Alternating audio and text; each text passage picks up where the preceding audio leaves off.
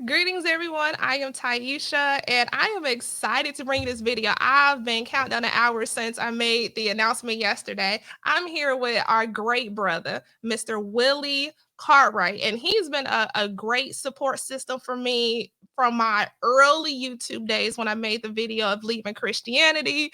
And as I was going through those trials and tribulations, our brother was right here with a positive comment, and then here we go. He is now an author. He's also he has his channel Save to Sane, but he's also the author of his book From Save to Sane. Has Christianity been detrimental to the African American community? Right here, I am pleased and I am honored to introduce to you Mr. Willie Cartwright. So go ahead, and if I have some applause somewhere, there we go. Thank you, thank you, thank you. Let me say how much I am honored and excited to be on this show. Obviously, I'm a supporter, but I'm a follower of you. Uh, to your audience, obviously they're following you, but support this sister any way that you can, as often as you can, because she is a jewel in our community, and we need to make sure we keep her uplifted. So I appreciate being on here. So I guess I can begin by talking about my history, a little bit about myself, because most of you don't know me, if any of you do. But again, Willie Cartwright. I'm originally from Birmingham, Alabama, so I grew up in the Bible Belt. My mother always kept us in church, but she was a minister before she passed. Everybody I knew growing up pretty much went to church, so I was in the whole church thing. I was truly indoctrinated into the faith. I don't even remember not being a believer. So I did all of that. Grew up, like I said, I grew up in the church. Went off to college, and it's funny when I went off to college. And this is I grew up in the 80s, 70s, and 80s, but I went off to college in the late 80s, and it was the first time when I got to college that I actually met someone who wasn't Baptist. I met some 5%ers. I met Muslims for the first time. I met some people who were Hebrew Israelites. And so I just met a different group of people. And it started me to ask questions about my faith and wanted to do more research. But the indoctrination was so strong until I thought about it, but I kind of stayed. And that went on through college, in and out of church, graduated, moved to Chattanooga, Tennessee for a couple of years. Did the same thing with church, in and out of church, in and out of church. Never really thinking about leaving church. Moved back to Birmingham for a minute, then ended up in Atlanta 26 years ago. Still the same thing, going to church. Went to a number of different churches because something just never felt right. So I thought it was me, or I thought it was a church that I was going to. So I went to a number of different churches, looking to feel what everybody said you should be feeling. I met my wife in 2005. We got married in 2006. At the time that we met, my wife was a devout Christian. Her early background, however, she was born into the Muslim faith. So she was Muslim until she was about 19, converted to Christianity, and she was devout when we met. And I was, fairly devout. Fast forward, we in and out of church. We're going to different churches. People invite us to their church, swearing that this is the church that we should be in. Every church we went to, something just did not feel right. And in 2016, my wife and I, we're very active. So we hike and we walk and we exercise. But this was one of our hiking trips at Stone Mountain. And we just instantly just kind of looked at each other and said, this whole religion thing is not working for us. And that was the first time that we both kind of looked at each other and said, you know what, this is not working. So we at that moment, we agreed that we would step back, take a look at our faith, and venture out and learn more about our faith and maybe some other practices. My wife kind of gravitated toward Buddhism. And that's where she is now. I kind of was just kind of like, I'm just here. Let me just study. I wanted to really learn about religion. I wanted to learn more about religion and how religion affected us as African Americans. I didn't want to become part of another faith. I just wanted to learn about religion as a whole. So I started doing tons and tons and tons of research. I mean, I have 100 plus books, and I have another 100 books on Audible, and I read everything, and I YouTube, I don't know, 6, 7, 8, 10 different individuals, and so it was just something that I just did every day. I read and read and read and researched every day. And when I got to the book, I think I was just thinking, I said, I have an experience that I believe that there are more African Americans that are going through what I'm going through, the journey, leaving Christianity, than you hear about, because people believe, and to a point it is true. We are the most religious group on the at least in this country, African Americans. But I started hearing people, African Americans, who were not necessarily religious or they were pulling away from the Christian faith. Most of them were younger. I'm a little bit older, so I said, yeah, I need to find. I wonder if there are people my age that are leaving the faith. And so I started doing more and more research. And then I said, maybe I need to write about my journey and my experience. And that's how the book came along. So in the book, early on, I talk about my experience growing up with my mom, how her faith affected us, and everything was about school and church. I remember if I never missed, the only time I missed school was the 2 times I got expelled. But other than that, I never missed school. My mother would not allow us to miss school. And the same thing with church. She would not allow us to miss church. And so she would say, if you're too sick to go to church, then you can't do anything else. Like you can't go outside, you can't play with your friends, you can't hang out, you can't. All you do is just sit there on the couch or lay there in the bed. So you might as well go to church. So we went to church all the time. But our whole life was centered around her faith, and I watched my mother struggle financially, health wise, my entire life, and it's something again just didn't sit right. But the book talks about that experience, and then I go into talking about why I believe that Christianity has been a detriment to the African American community.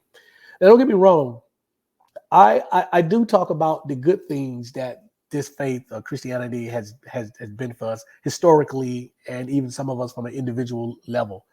But I think I named 4 or 5 things in the book, areas that I think where religion or Christianity has been detrimental to us. And I begin with the mindset. I think I talk about finances. I think I talk about relationships. I think I talk about education, and then maybe something else. So all of that is in the book. And I think Taisha, I think you have some questions that you may want to ask me. I think that's enough of me talking about how I got here. That is absolutely perfect, because that's the thing. Like right now, we're here to brag about you and your amazing work and the impact. You just don't know how much, like reading your book for me, it's like it was like having a conversation. And now we're sitting here having this conversation. So everybody watching tonight, I welcome you to hit the link that's all the way up there in the comments. And if you have a question, or if you want to quickly share your account on leaving Christianity, definitely join us. We want to talk to you, because this is our safe space. Okay. Yeah. Um, one of the questions that I had one of the many questions I had was, who did you write your book for? Because one thing I noticed is here on YouTube, whenever I upload, a video, it has a target audience. It's not for everyone. And one thing that I learned with leaving Christianity and leaving the church is it's not my mission to bring the whole flock with me. It's like, no, this is my personal decision, and I'm going to be open with it, and I will find like minds, and that's my community right there. I'm not here to convert. Unlike what the religious folk tend to do, was to come and bring the word to us when we didn't ask for it. So can you talk about your target audience? Who should pick up your book? Who is your target audience? Okay. Great. Yeah. So I started off thinking I wanted people with a similar background to me, who had been basically born and raised, especially in the South, because church is big in the South. So, but who was also in my age group, and who had been indoctrinated in the faith for so long, but always had questions. And I think that's a lot of us. We had things don't add up in religion. They tell you either, don't ask questions, or if you do, that's the devil making Be you second childlike. guess, or be childlike and just Mhm. listen. Don't Let the question pastor or God. the preacher, don't question God, all of that. But there are so many things that don't gel, and especially um, if you are educated. I don't mean necessarily educated from a university, but just well read. Those, it's going to create even more questions. So I wanted to touch the people who had questions about their faith, who was in the process of leaving their faith, who had left their faith, who had even moved to a different faith or became atheist or agnostic. And then I wanted to talk to African Americans about what's the ROI, what's the return on investment for the time and the money and the resources that we've put into this thing here that we call Christianity. And I wanted to understand the psyche behind why it has such a grip on us. I've had people who have literally severed lifelong friendships because I've decided that this is the journey that I want to be on. Um, but then I discovered that it's just not a black or African American story, because the guy I was telling you about Right. earlier that got my book in front of Dan Barker with Freedom from Religions, he's a white guy. He friended me on Facebook. He saw the comments and the posts that I make, and he's from Birmingham. He said, "Listen, I went through the same process. I'm interested in reading your book." I sent him the book. He loved it. He bought 2, 3 more. Sent one to Yep. Dan Barker. So it's really about anybody who's embarking on a journey about their faith. It's for anyone who has questions about their faith. It's for people who maybe don't have questions and believe that they got it all and that it makes sense. Because the feedback that I've gotten from this book from devout Christians has been, you know what? This book make me ask a lot of questions. It opens my eyes to things that maybe I didn't consider or I was closed off to. And I think that is one of the more remarkable things about the book when people read it, that people who are devout, who they come back and say, you know what, this is really not what I thought. This is Yeah. really well done. It's balanced. Because if you see me on Facebook, I come across as what's the word? Quite abrasive. Uh, Christians are getting really upset with me because they think that I'm insulting them, and I'm. But then when they read the book, they're like, oh, this is a whole different. And someone once told me, they said you can't be angry through the whole process of writing a book. Not that I'm angry, but I can understand the point he's making. When you make a post on Facebook or any other social media platform, that's kind of like quick and instant. So whatever that moment is, that's that moment. But it took me 2 years to write this book. So in the 2 year Wow. process, I was, it was an ebb and flow. It was good days, bad days. It was, I feel like this, I don't feel like this. And I went back and edited and got an editor, and she edited and came back and said, you need to do this, we changed. So Yep. it's a lot. So yeah, but a lot went into it. But yeah, but this book is for anybody that has questions about their faith, anybody that's sat in church and say, I've been giving to this freaking building fund for 5 years and we ain't built nothing. Where's my money going? Where is my about $420 billion that we've given to the church since 1980? Where's that money going to? Because if you look at the community, it's certainly not in the community. So it's just answering those questions, though. And I encourage anybody, once, and somebody asked me, I said, once you get past the whole heaven or hell, I'm going to burn in hell, I'm going to heaven, that whole carrot and stick thing, then you can stand back and really evaluate what you believe and why you believe it. And then you start asking these questions. But as long as that whole heaven and hell thing there's fear, or there's a reward that you're searching for, or there's punishment that you're trying to avoid. Get over that. In the book, it talks about how that's not real. That's not reality. And you can do your own research about that. But once I got past that, I was free to say, let me just look at this for what it really is. Mm-hmm. Yeah. And that's a great thing that you said, is your return on investment of your time, your years.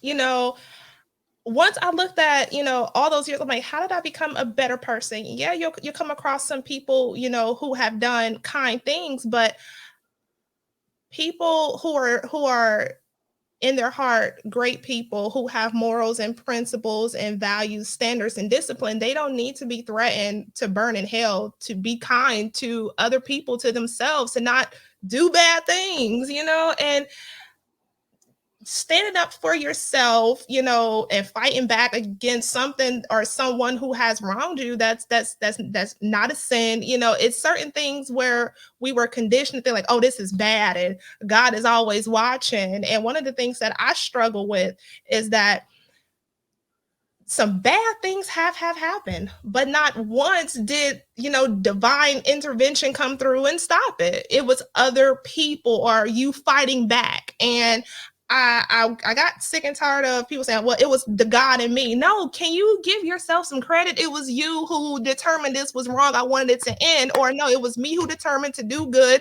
And out of the goodness of my wallet and my hard work, donate to this. It's not always the God in me. It's just, look, okay, I'm just a great person, or I'm fearless.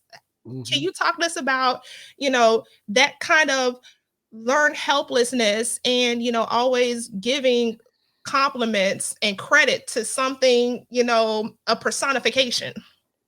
Yeah, so we have to understand that historically, Black people, African Americans in this country, we we don't value ourselves. Like we don't place value. We have low self esteem and we don't place value on ourselves. And that was orchestrated by design all the way from slavery. So we get to the point where we don't believe that we're worthy. We have zero self worth in ourselves, and our self worth is always external. So you always hear when something happens great or good to a Black person, they always giving credit to God, something external, because we've always been taught that you have to be humble and you have to humble yourself and you can't be braggadocious and that God is the reason for everything. But we don't blame God when bad things happen. And so the whole adage that people, a lot of times you hear people say, well, faith without work is dead. Just skip the faith. I tell people all the time, I say, is that if I want something, I can either go out and get it, I can work for it, I can just sit and pray, or I can pray and work for it. The results from you going out and getting it and the results from you praying for it, it's gonna be the same. You're gonna get it. If you just sit and pray, I promise you nothing is gonna happen. Nothing's gonna happen. So why don't you just skip the faith part and just do the work? So that's one of those things that people say all the time. But I think as a collective group of people, we need to check ourselves when we talk about when we're afraid to take credit for things, when we're afraid to admit that I put the work in. I told somebody one day they went and bought a car and blessed. First of all, it was a Toyota Camry or whatever. I said, there are 16-year-old white kids at the local high school with a better car than that. I said, but understand this. This is not a blessing from God. A car salesman saw you coming. If he don't sell a car, he don't make money. If he don't make money, that business closes down.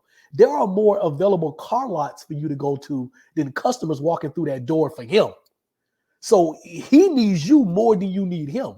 You came in and you presented a job, a credit history, and a down payment. That's all you. So that's not a quote unquote blessing. So we're so, but that's only because we have such low self esteem, and we don't value who we are. That's a huge problem. And the church teaches that. The church teaches you from birth that you're born into sin and that you're worthless and that you're nothing and that you're nothing without God. And we grow up Yes. thinking that, and Black people don't talk about their successes. We Their don't accomplishments, their accomplishments. We don't. their We're faith and their scared. religion is the most important thing in their Exactly. life. And that's it. And I tell people all the time, we as African Americans, we see life through the prism of religion, more so than anybody else. Everything. If I go through my timeline, God this, God that, God that. You get up in the morning. If I see somebody, yeah, I'll see tomorrow. If God willing, what about God this? willing. I'm gonna go get this job, but I'm praying, pray to God that God gives it to me. I'm going in for surgery. Oh, it was great. God did it. What about the doctors and the nurses and the specialists and everybody Their else time, involved? their studies. You wouldn't Yeah, believe exactly. the past like month. A lot of people came down with the Climax 19, and on one hand, it's like I got the Climax 19. Lord, put your healing hands where my prayer warriors to pray for me, and I'm like, Once you give praises and honor to Theraflu, Sudafed, some vitamin C and some rest and that sick note, so you don't have to go to work for the next couple days. Like, oh my gosh, that's been getting on my nerves. Oh, it just drives me crazy. But that's part of our makeup now as African Americans. We're so docile, we're so passive. And that's I talk about that in the book as well, and how Yes. that affects our community. If you go to other communities, when things are not right, they make it right. They Right. physical activity, they get out, they go to where it needs to be done. They do what they need to do to get Yep. things fixed. In our community, we pray about it.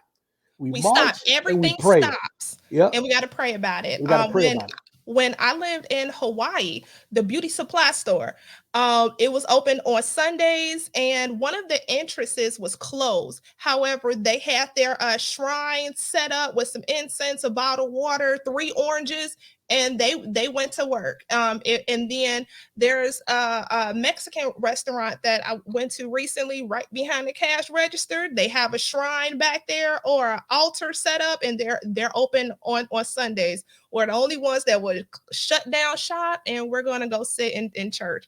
So I just want to say thank you to everybody who has joined us with this great conversation. Please send your questions if you want to chime in. I know it's probably a lot to type, and Please send me questions. I do better please with send the questions. questions. If you want to join, I have the link up top for you to click. You don't have to cut your camera on. We just need to hear your voice. Also, too, if you know me and got my phone number, you can call me. I will patch your calling in that way. Okay, that works. So we are here tonight with Mr. Willie Cartwright, author of "From Safe to Sane: My Journey Away from Christianity and Why Christianity Has Been Detrimental to the African American Community." Also, he has a channel here on YouTube, Save to Sane. Make sure you subscribe. If you want more talk like this is where you need to go. This is how you connect with our brother.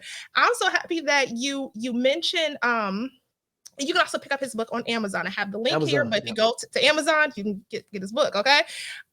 You mentioned growing up in the South. Okay. Yes, we're down here in the Bible Belt, and I didn't realize how well I didn't realize how heavy it was until I came down here. It's heavy. Um, there was some people I met. One of the first questions, well, hey, how you doing? What church you go to? What church? Like, Not if you go to church. What what church? church you go What? to? And What do then you you, believe in? And it yeah. caught me off guard because now I have a response. What church you go to? The church of man of my own business. But can you talk to us a little bit or a lot of it, whatever you want, about your upbringing in the South, in the church, and then I can ask this question later, or can you speak on you mentioned it in your book, your mother's influence and or your indoctrination and your religious beliefs and traditions? Yeah, and I mentioned earlier about the kind of upbringing, so I won't kind of rehash all of When that again. I'll well, just talk how about about some of this it. one? Your mother's influence. Like as Yeah. a black woman, I had to apologize to my son. Like, babe, I'm sorry. Jesus ain't real.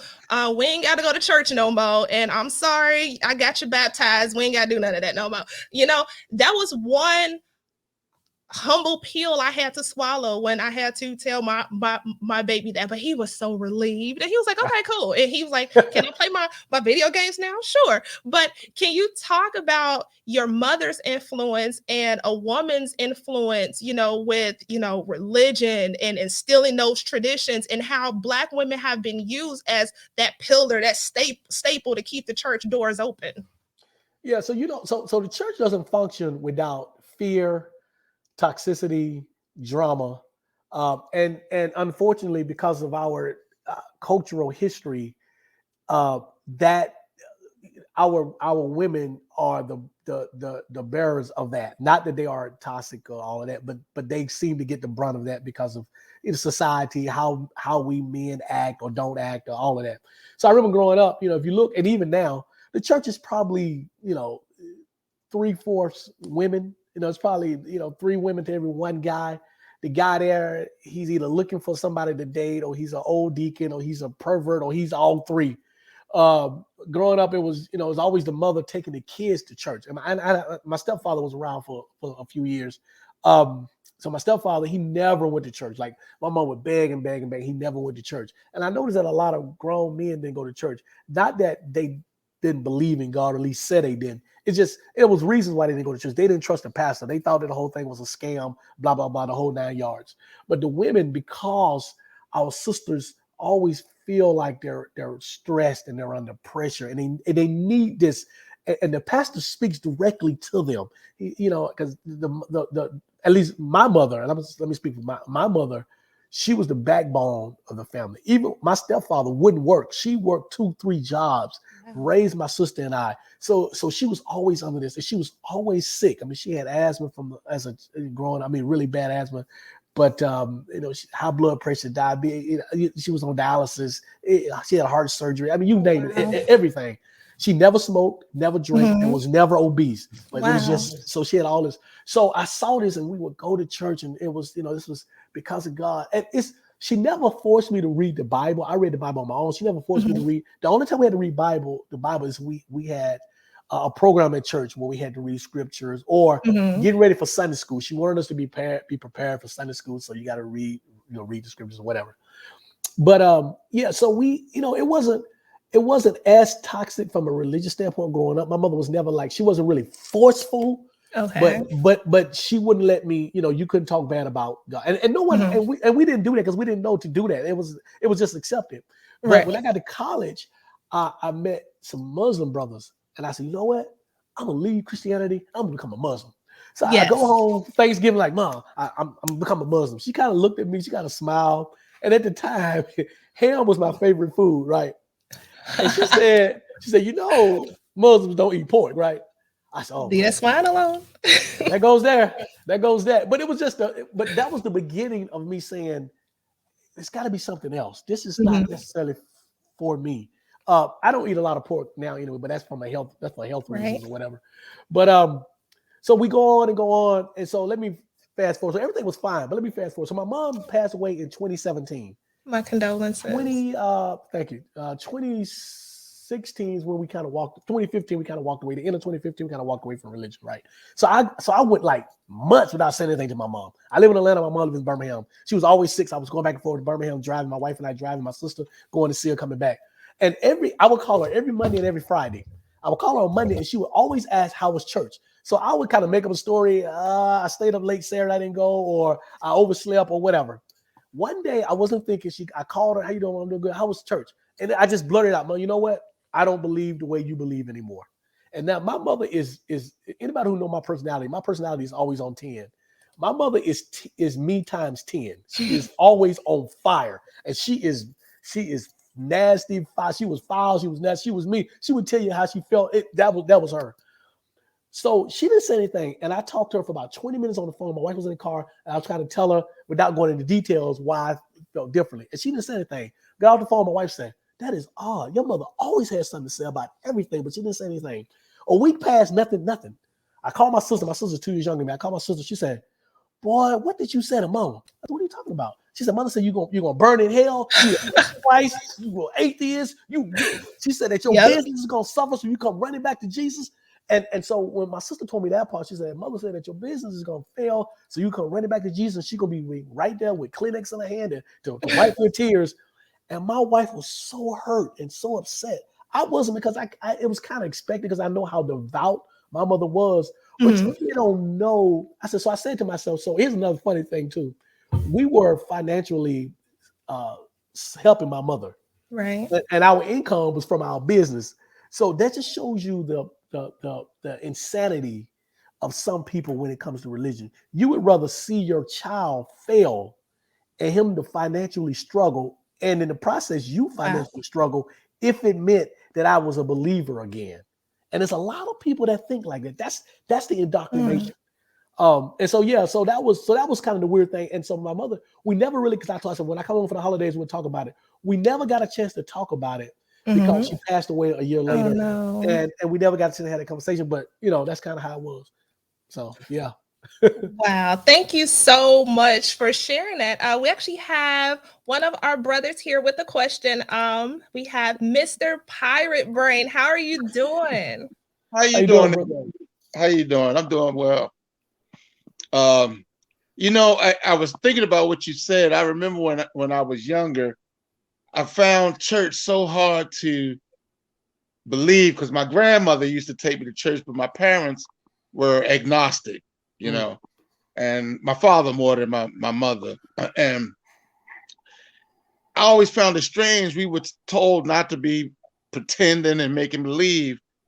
And I just felt like, so you tell me not to make believe, but then you take me to church where I got to make believe that there's some white guy up in the sky that's going to make all my dreams come true. But I can't rub this bottle and make pretend the genie going to pop out, you know? And it just was frustrating because most of the women that I dated, they wanted to go to church and were upset with me because I wouldn't go to church. And my last girlfriend actually left me because I wouldn't go to church, you know, and it just hard. I never could reconcile it, you know, and I tried so many times, you know, I was like, well, maybe I'm wrong thinking like this. And, you know, I've suffered with congestive heart failure, and all my friends were like, well, man, you need to go to church. And, you know, and what do you say about that to people that it's almost a psychosis, I would say, you know, because everybody is praying to this thing and giving credit to this make-believe being, you know, it's like a group psychosis. I see it like that. Yeah. I think the one thing when I engage in those conversations with people, I tell people all the time, I say, I know I know Christians, believers who are sick, who are ill, who are poor, who are so believing doesn't alleviate that. My mother's a prime example. My mother died at a relatively young age. She died at 67. And at the time of her death, she was on like 21 different medications. And my mother had always been sick. She was devout as I mean, we've had conversations. I had 3 arguments with my mom in my entire life. 2 was church related. One was when my sister got pregnant in college and she wanted my sister to go before the church to ask for forgiveness. My sister called me crying. I was in college. My sister called me crying. I said, oh, hell no. I said, the people that you going in front of, they was just out Saturday night drinking, getting drunk, doing all kind of stuff. So you know, my mother and I, we disagreed about that. My sister eventually did it, which, you know, I just pissed me off. But the second argument that we had was it just slipped my mind. We had oh God, I forgot. Your point was so it was about how my mother would give her last financially to the church. We were expecting a blessing, but here our lights would be off. Like literally, this is not figuratively. This is literally our lights would be off, or we would have no heat. And my mother would give her last to the church, hoping for a blessing that never came. You know, the lights still were all. She was still sick. We still had to go to food pantries to get food, or you know, or to rely on friends, or you know, the lights was out, or we had to, you know, different things. And so that once you bring that to, and everybody pretty much know this, but they like to try to ignore it. It's called selective. They're being selective about this. There is nothing about being a believer that guarantees you good health or wealth or any of that, regardless of what a pastor might want to tell you. You know, that just doesn't happen. You know, the poorest people I know are also the most religious people. Trust me on that. Yeah, I respond to that. My grandmother passed away broke and destitute, but all her life she was a nurse, and she was very frugal with her money. She saved up her money, and when she started getting sick, she had maybe $40,000 or $50,000, which is not a lot of money, but for a older Black woman at that time, it was a lot of money to have. She gave all her money away to these preachers on TV that said that they'll send you some of this little holy water and they'll pray for you. And my mother, when she was taking care of her, she got to her checkbook and said, why'd you send, she sent like $30,000 to the church in various denominations of 10, 5,000 and stuff like that. And she said, why would you do that? And my grandmother said, well, if you was sick like me, you would do it, thinking that was going to fix her. Yeah. And those pastors and the churches prey on that. And there is some people who are desperate that happens to. I don't know, how I would feel if I were, that sick, if stuff was going on. So, but what props the church up, and I think I said this before, is the condition that we're in collectively. We go to church to make ourselves feel better. We go to church to hear the pastor tell us that it's going to be better. We go to church in hopes that this God is going to bless us or make things better. We go to church hoping that we're going to get blessings. We go to church hoping that our kids are going to turn out right. And so the pastor and the system understands this. If that's why they want parents, especially women, to bring their kids. If they can get your kids early and get them indoctrinated early, and trust them, somebody like me who is 50 plus years old, breaking that indoctrination was extremely hard. I mean, there was even times I said, okay, I don't believe anymore. But when something went wrong, it was like, is that God punishing me? Yep. But then I had to stop and I had to go back and remember when I was a believer, how things were up and down. So things are no different now, so it's very powerful. But because it starts off with your mother or your parents having you in church at an early, so no different.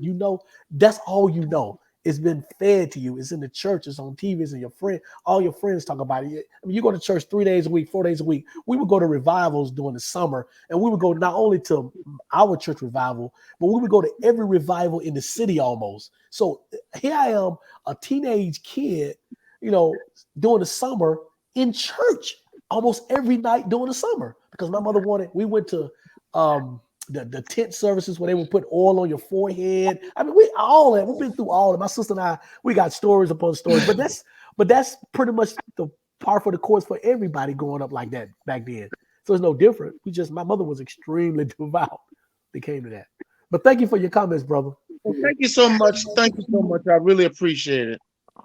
Thank you Okay, so much, Mr. Pirate Brain. I greatly appreciate all of your support. If you could, can you contact me at either my email or on my other social media platforms? Because as a thank you for being the first question today and you called it, you're so brave, you are going to receive your copy of Brother Willie's book. So thank you so much for all of your continued support and presenting such a great piece into this conversation tonight. So thank you. Oh, okay. Well, thank you so much. I appreciate you having this discussion. Enjoy it, brother. Absolutely. Enjoy the Have book. a great night. If I could say a few things in response to what he said, being a Black woman and, when I was in that mindset, that was one thing that I was looking for when I was out there, when I was married, and then also when I went out, and I was single again. It's like, is he a Christian? Does he go to church? Is this? And if I could just say one thing that I noticed, that I'm gonna give you a call in just a second, okay?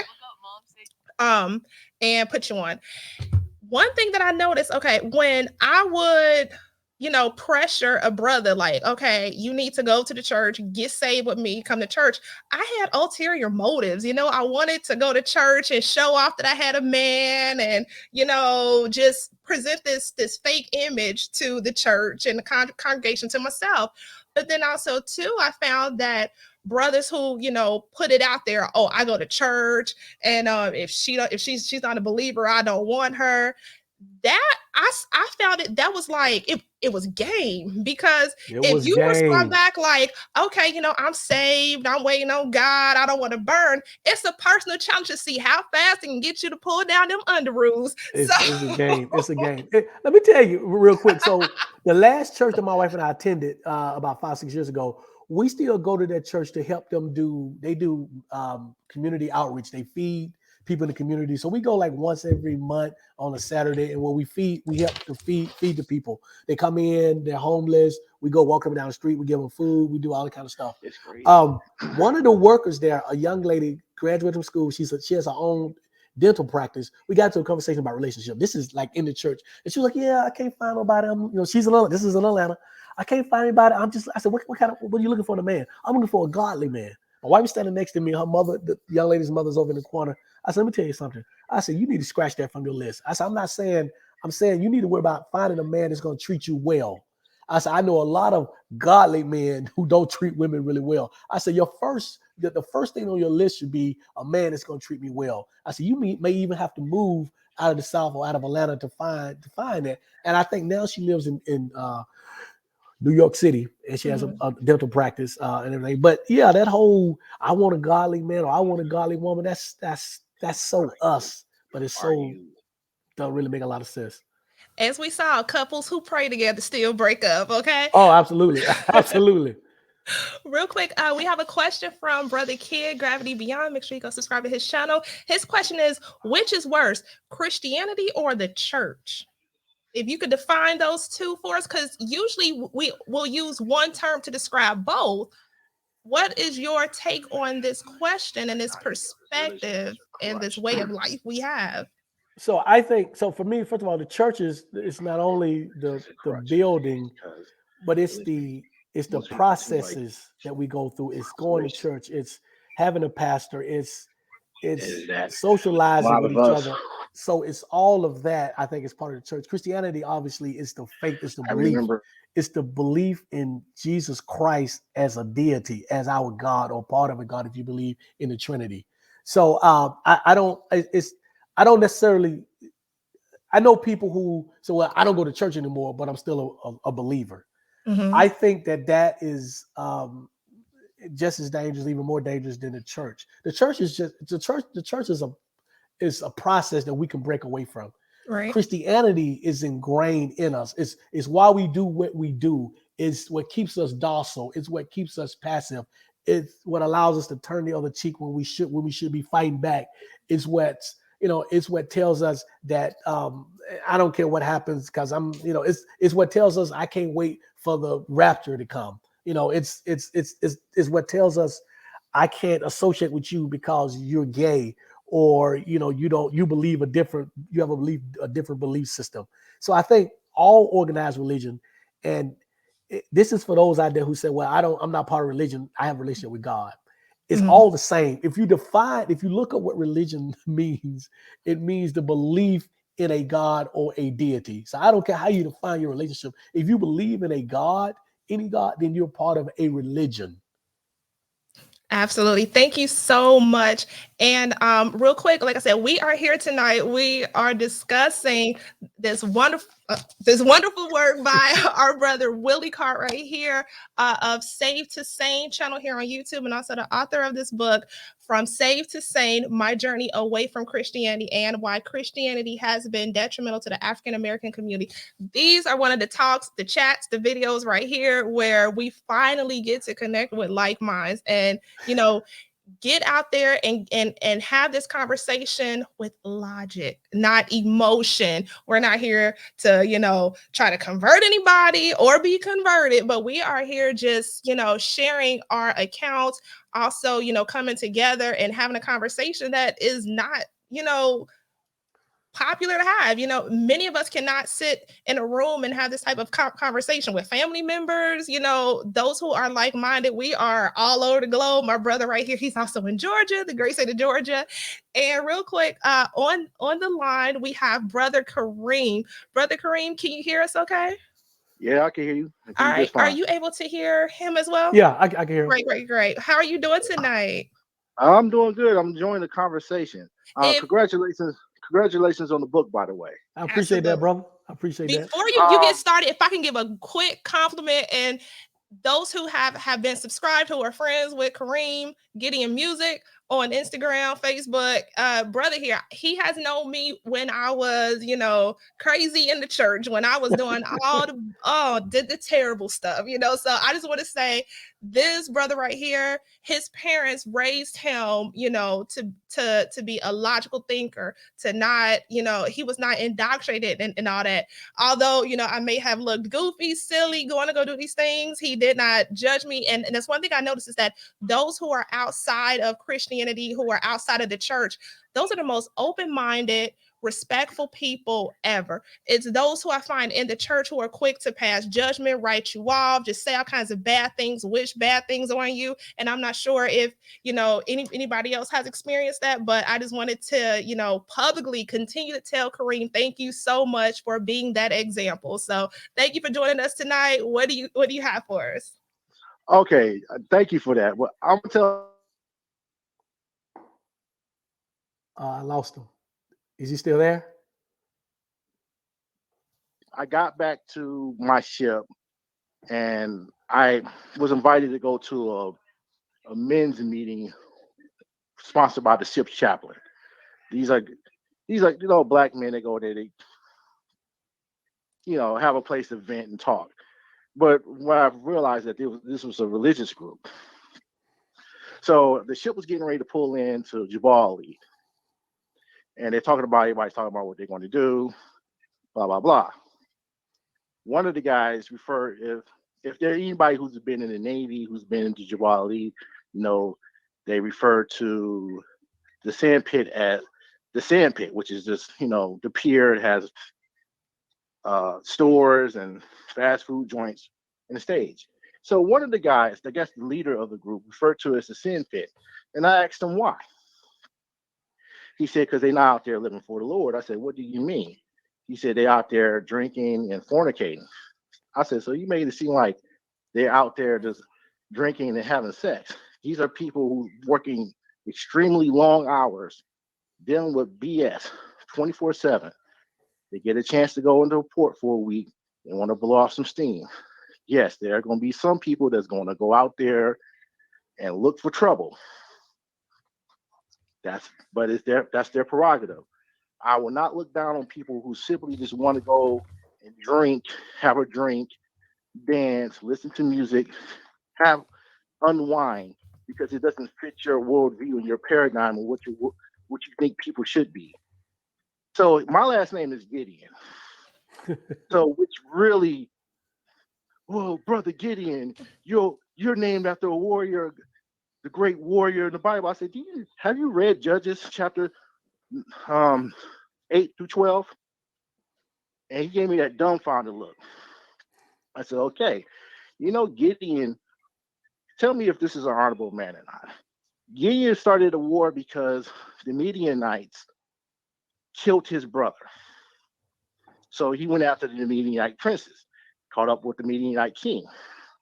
When we called the Midianite king, Gideon was going to have his 12-year-old son behead him because he thought the Midianites didn't have any honor. He was going to remove the innocence of his son's eye to damn this Midianite king. Does that sound like an honorable man to you? I said, go look it up. It's in the Bible. I said, half the Bible talks about getting drunk. Jesus turned water into wine on multiple occasions. So how dare you persecute these people, your quote unquote shipmates, because they don't have your worldview? I said, and he couldn't give me an answer. That's the mentality. That's the mentality I hate. That closed-minded, be afraid of everything because the Bible says. Bible says. So I remember when I was a kid, I had neighbors who were indoctrinated, and they used to try to scare me by reading Revelations. The real scary part of the Bible. That's what they use most because that's how they was taught. My grandmother went to one of those fire and brimstone churches. All they taught was Revelations. You're going to hell. You do this. Blah blah blah blah blah. So when I started reading and doing research and asking questions, a lot of things didn't make sense to me. And more importantly, when I read, I think the moment it clicked for me when I read God Is Not Great. Yeah. Christopher Hitchens. Yeah. When I read that book, I was like, how Christopher Hitchens was able to articulate his arguments in such detail, even to the point that when he debated religious leaders, he knew the Bible better than they did. And it just made sense to me. It was like, like I said, like Taisha said, how I grew up, my mother and father didn't grow up. We didn't grow up in the church. We saw all the issues with the church with my aunts. Like you was talking about how your grandmother would give like absurd amount of money to the church. I should see that with my aunts. I had an aunt who did the same thing, donated her entire tax refund to the church. All the while, they don't have heat in the house, and one of the girls wanted to go to school. And it's a big crutch on the community. Now, some will say, well, historically, the black church, what at one point it did have a purpose. Historically, the black church was where we taught our children, particularly down south. It was a community place. It was, for some cases, it was the clinic, But that function is no longer relevant today because it's now the black church is a multi-billion-dollar industry. Here, I live in Detroit. We have three of the most infamous black churches in the United States up here. Pastor Marvin Winans Church. He's been building his mega church for 10 years now. Word of Faith and Perfecting Church, and now that's another church which is ran by Bishop T, who he was a former pimp back in the day, and he's a guy that's selling anointed water and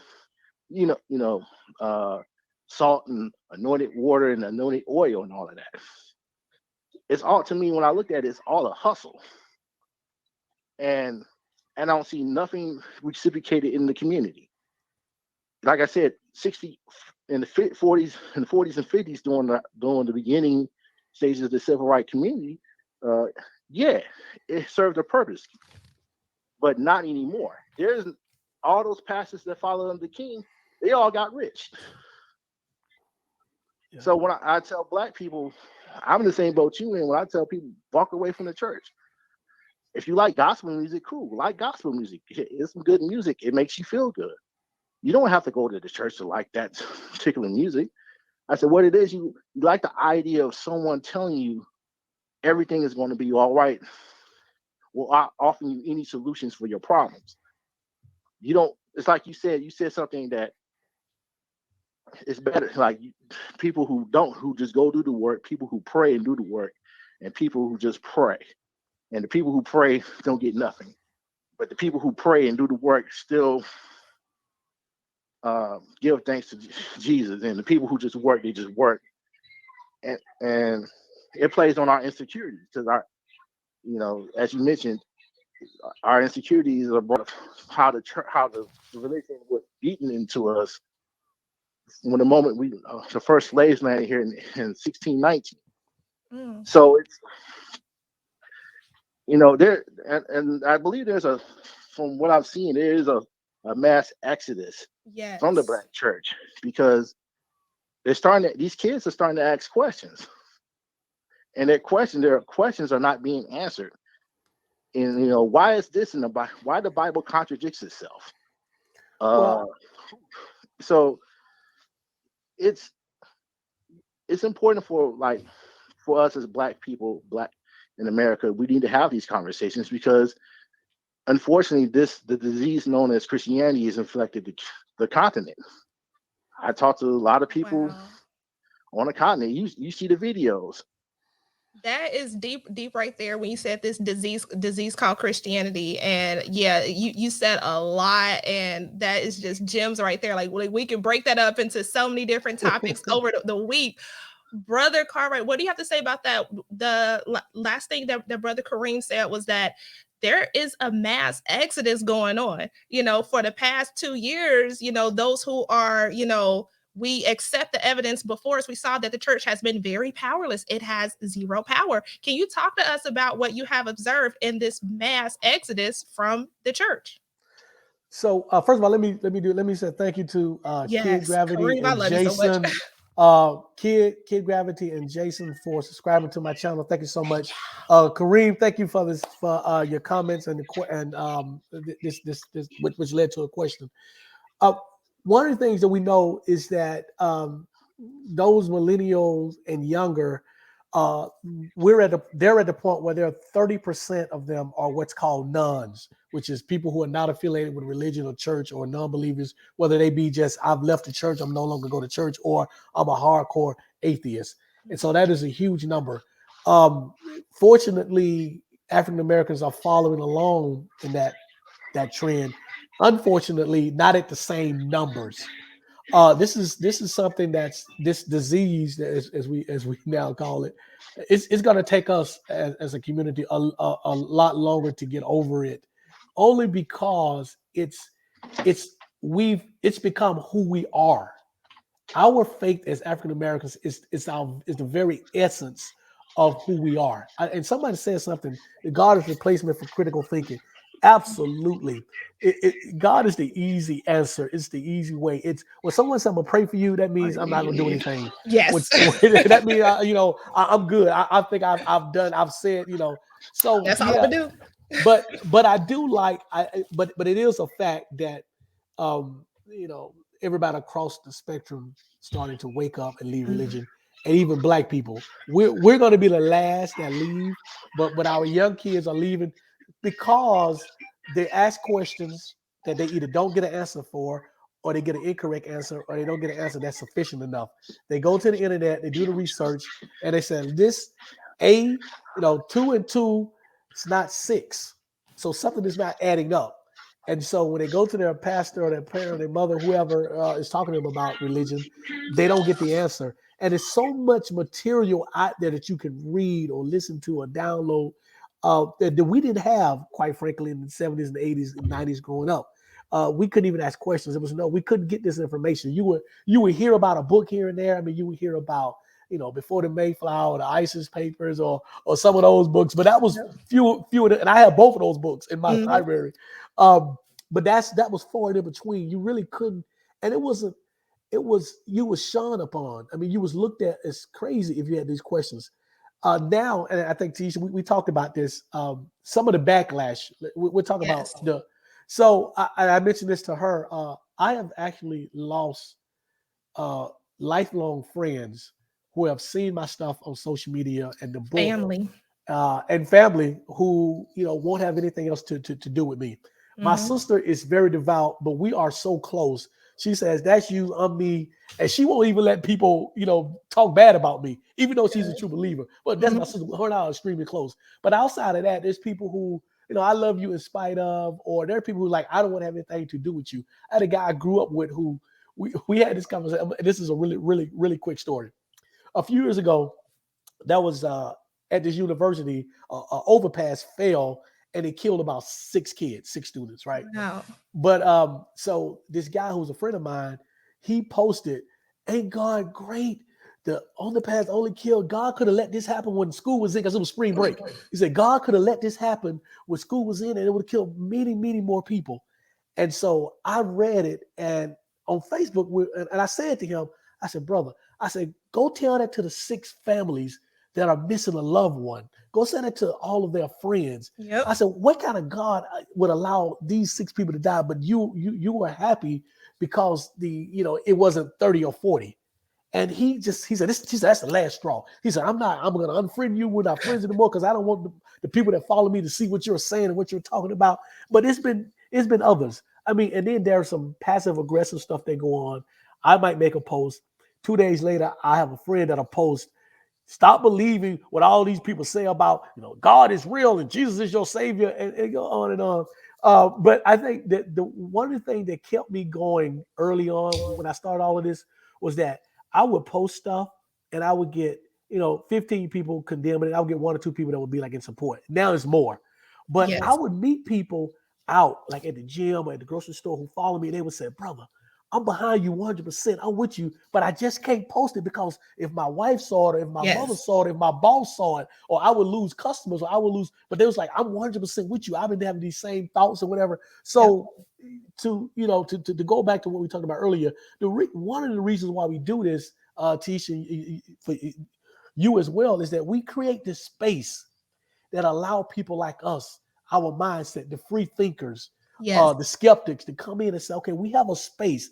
I'm not the only one. There are Mhm. literally thousands, even maybe millions of us, but we just got to connect with each other." So we're working to have this space, especially for African Americans, because people just know that all of us believe in this Abrahamic God, and that's not the case. So we're working to create this space that allows people to say, "You know what? I have questions. I might that don't mean I'm going to deconvert, but I got Right. questions. Where can I find some reading material? Where can I listen to people who can intelligently discuss this, who've done the research and done the writing and lived the experience?"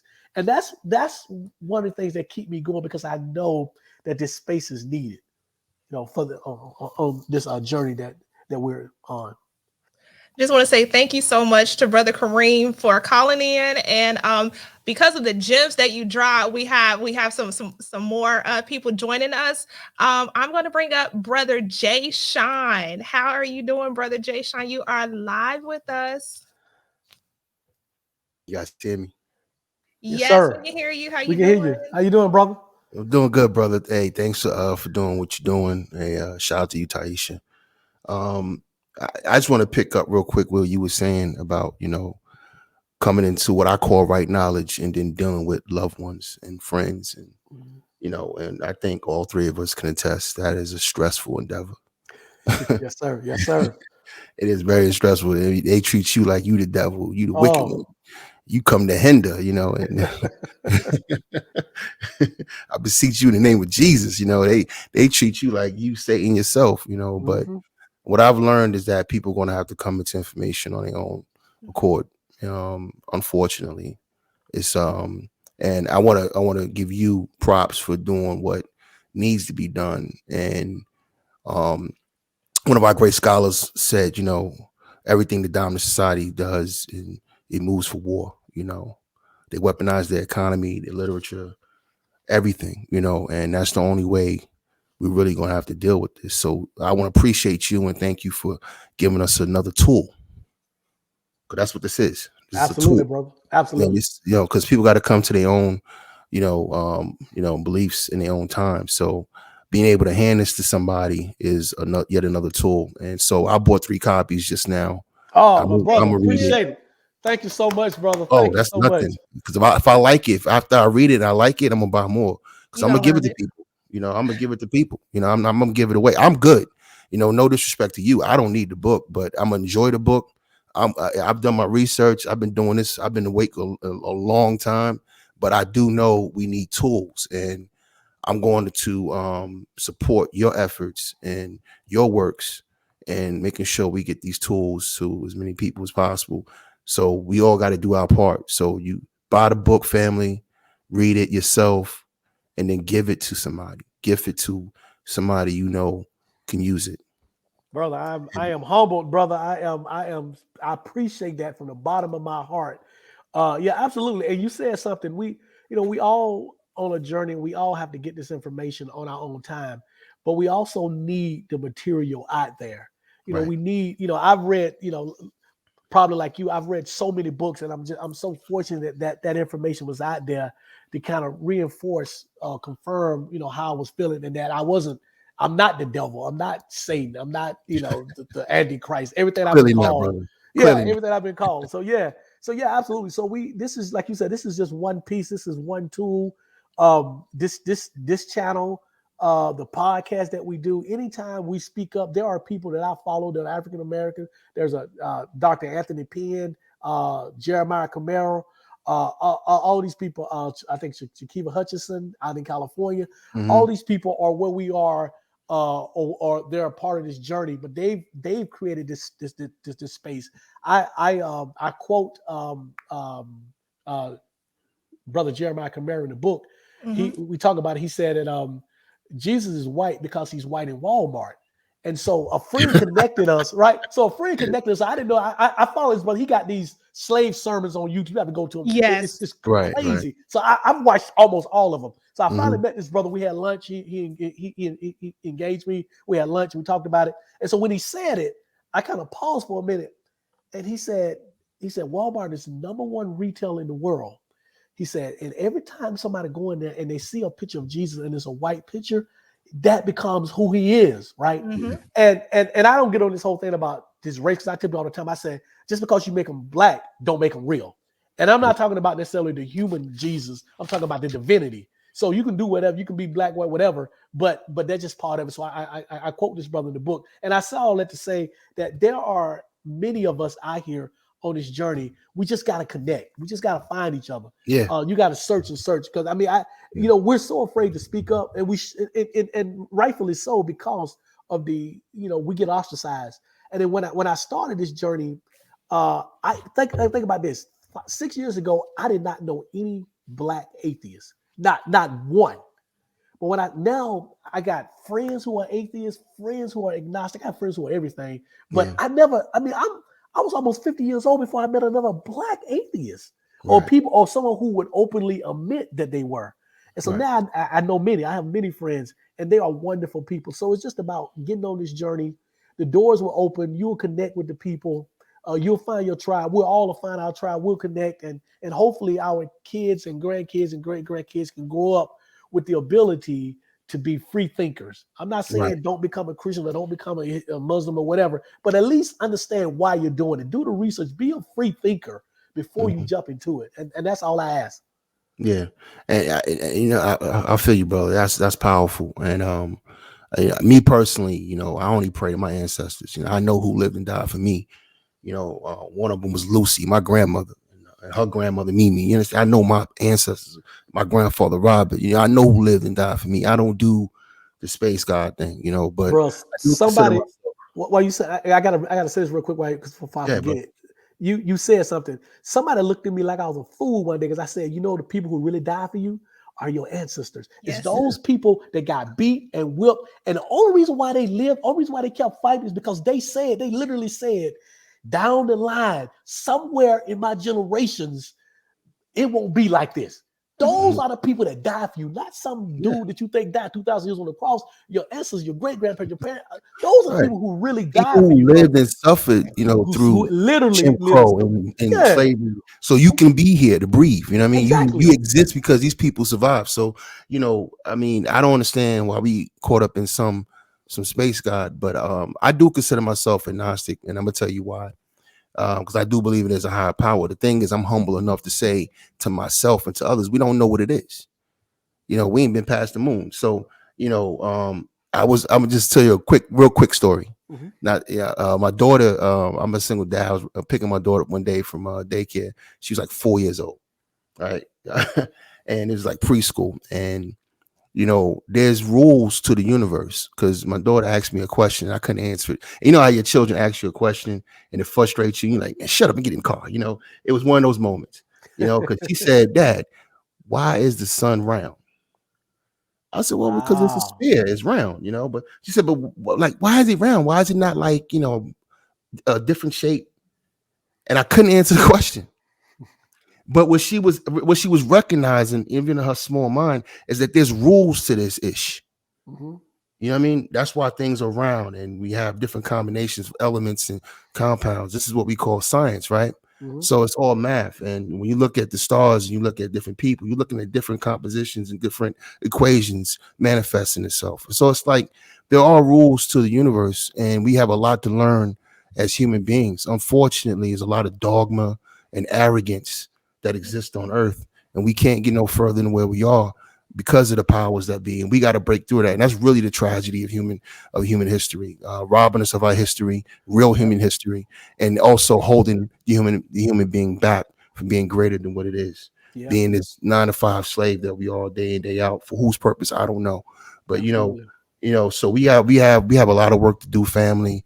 I appreciate you again.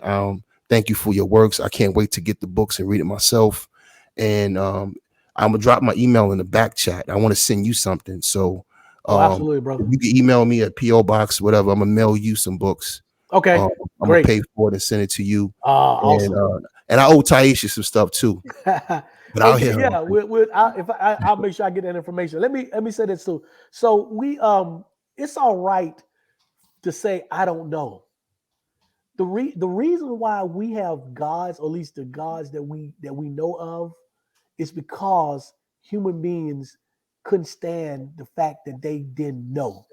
Mhm. So if you think about the history of religion, gods came about because we needed the answer to lightning and thunder and Right. rain and storm and all of that. Mhm. And so when I have I have these debates all the time with theologians and ministers and everything, and they always bring up evolution and the creation of the universe. I said, because the most plausible theory either you don't believe in or somebody else would say I don't know. That's not proof of the Abrahamic God. Right. I said, what you're doing is called God of the gaps. When you don't understand something, you automatically insert. When I don't mean us as human beings, we insert God. without proof that there is even a God. So Right. that's not proof of a God. So it's all right for us to say, I don't know, because without I don't know, you don't have science. Science tries to answer the questions, I don't know. And, whenever hundreds of years ago, when we didn't know where lightning came from or what caused earthquakes or storms, we Mhm. inserted God. Now that we know where those things come from, those gods no longer exist. Thor no longer exists. Apollo no longer exists. Zeus no longer exists. So as soon as we get to the point where we can figure out most of the things that we don't know, then guess what? This Abrahamic God might not no longer exist. That don't Yeah. mean that it's not a higher power out there or something that we don't understand. And I'm a agnostic because I don't know.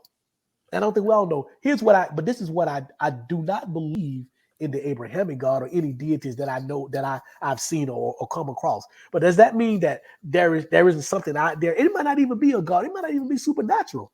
But Right. there may be something out there beyond us, beyond the Yeah, human you know what I intellect. call it? I call it the source, Yeah, and I think it's a it's good word. arrogant. It's arrogant for especially for these people that came from Europe to tell us, tell anybody when they came after us to tell any other human being what God is. I think that's it's just very arrogant and what some people I would even call terrorism. It's mental terrorism. You got people running around here right now. Think of it like this. Think about the people if you was able to really break them away from the religion, right? There is no patriarchal or structural institution for them to fall back on. So some of them will go buck wild. They be like, "Oh, so I don't have to follow the Bible. So I'm gonna go out here and just get 8 women pregnant. I'm gonna go out here and just do what I want to do because there is no heaven, no hell. So people. My thing is, where you are, there you are. You know what I mean? You are who you are. And that's really why you see good people in the church and you see bad people in the church. Because it's really about who the person is. Like you just Yeah, stated a minute ago, there's some people who gave you grace and there's some people who gave you venom. Right. You know what I mean? Because people are who they are, and I think as we break away from this religion, as a people, we got to start constituting something else. You know yeah. what I mean? So Well, to open up our people. that's always the argument of the debate that we have on the non-believer side. When we talk about this, if we take away church or church goes away or the religion goes Mhm. away, what do you replace it with? Even if it's from a social standpoint, because a lot of times Right. for a lot of black people, it's the social element is strong. You take your kids, you go, you got your best friends there, your friends, you meet, whatever. But I think also on the other side of it is that um, I'm worried if a person's faith is the only thing keeping them from being bad or evil. I Right. don't, I believe in the human nature that most people are good, or at least I think we all are born good. Society changes that, but I don't need a book or a religion or a faith or a God to tell me what's moral, or Right. how to act. And it's, I hate to, I could talk about my mother because she's my mother. But one of the things that I noticed about her as I got older was that, and you always have to examine people in your family. Um, Once you get old enough, examine them as if you guys were not related. Is this a person that I would want to be around? And I love my mother for the fact that she sacrificed and gave me everything that she had, and I wouldn't be who I am today. But I also recognize that my mother was not the nicest person. And a lot of the Mhm. stuff that she did that was nice was strictly because of her faith. Now, I Right. don't ever want to be that person. I want to do good for the sake of doing good, not because I don't want to get burned in hell or I want to go to heaven. And I know a lot of Christians that are like that. If you strip away, if you catch them outside the church, you don't know them from a pimp on the street. Let's Faithful keep it let's keep it behavior. 100 though. Let's keep it 100 though. The church, the whole basis of it is self-serving. Oh yeah. All right. Mhm. The reason they even are Christian is so they get something in the end, right? So they go to heaven, so their soul is saved. You know what I mean? So it's self-serving. This is Yeah. all keep it 100. It's about you Yeah. getting your Scooby snack at the end of the day. All right. You know what I mean? Exactly what it is, brother. You're not doing it Yes. because you're a good person and you're selfless, right? Yep. You know what I mean? I consider myself a so I do what's right because it's right. My grandfather Yeah. taught me that. Yeah. He said, "Do what's And let's right don't because say it's right." everybody, because I get bombarded when people say, "Well, you said everybody, you said Not the whole." everybody. So Not all I Christians. have to make, and trust me, brother, I understand what you're saying. You're not saying everybody, but we have to say that because you get the defensive Christian who get their feelings hurt, who come on and say, well, you said everybody. So not Right. Everybody that we encounter, everybody, you know. a lot of the people that I encounter and a lot of the Mhm. Christians that I know, not everybody, but a lot of them that I Yeah. know. So yeah, so absolutely. I just want to make that because I've been doing this, a long time now, long enough to know what kind of comments we're I going to can get. tell. I can tell. You wearing your scars well, brother. Oh yeah, brother. But it's good. It's worth it because we get this right here. Whenever Mhm. I do when I first started following Taisha, I was like, oh my God, she gets it. But she was on the West Coast at the time, and I wanted to. I Oh, fell in love with Southern California years ago, but I still live in Georgia. But I was like, okay. Love And then it's funny because I have a fraternity brother, and they're actually related. So when I saw the last Mhm. name, I said, I wonder if they related. And so that's how we kind of connected. Hey, But yeah, cousin but Jarvis. yeah. Shout out to my line brother Jarvis. But yeah. yeah, man, we this is I love this. I can't put into words what this is doing to me over the last hour and 15 minutes here. This is going to give me so much juice and so much to go on because I know that this community is out there and they look like us. It's just not, and it's a lot of us, and we need this. We're feeding for this. We gotta have it because we gotta teach our kids how to think independently, how to be free thinkers. We can't. I mean, you can't compete on the world stage believing that the earth was created in 6 days and that Adam and Eve was the Right. first human beings and they Right. got fooled by a talking snake. That Right. you Right. other people outside of the U.S. look at you like you an idiot. That's Yeah. Mhm. not gonna If you fly. look at it, was it what's the last book? Revelations, where they talk Revelations. about the end of earth, right? And the stars falling down to the earth. These Yeah, let you know that these people had no idea what the stars were. They just Right. saw this little thing in the sky. They know that a sun is a million times bigger than a planet. You know what I mean? So they didn't. You're dealing with a book of ignorance. You know what I mean? And yep. I hate to say it that way, but it is what it is. I'm not as polished as you, sir. I got a I'm a long lot way to more go. curt. Yeah, I think that the whole thing about it, when you say it was written as a book of ignorance, it was written from ignorant people who ignorant Yeah, from the standpoint of they didn't know, right. and it was a lot of it is cultural. I mean, it's just people just and so here. So I was reading a book a long time ago, and in the book it said the two groups of people that know the least about their faith is number two is Hispanic Catholics. Number one is African American Christians Mhm. because they don't read. We don't read the Bible. We cherry pick. Yep. There is no way that you can say the Bible is a moral book, and you haven't read. I could tell you haven't read it. If you said you either read it and cherry picked it, or you haven't Right. read it at all. The book is one of the most. The Bible is one of the most immoral books ever written. Yeah. Ever written. Yeah. So It and justifies taking people's land and everything. It's enslaving people. A lot misogynistic. of things, man. They Infant, mistreat women. It's just a lot. baby And yeah. Babies. killing babies, War, destroying the whole fathom. world, war. Yeah. I Incest. mean, God killed a man That's what. because he didn't ejaculate in his dad's brother's wife, Oh my and so God. God struck him down And you Yes. know because what? he didn't. Let me say this real quick because I gotta get this off my chest real quick because Okay, go ahead, I brother. never said this in public, and I'm gonna say this right now. To me, it's also the trivialization of the creator, right? Mhm. This all seeing God and all creating God, but they care about your petty problems, right? So just give you a case in point. You got a football game and the brother scores a touchdown and he's crossing it up in the end zone and thanking God for but God didn't care about the other team. I Yeah, mean, and the other team didn't pray. exactly. It's this trivialization of God, where God is your personal, you got your personal Jesus, and they care about your little petty problems. And this is the master of the universe, the creator of quasars and galaxies, but they care about your nonsense problems.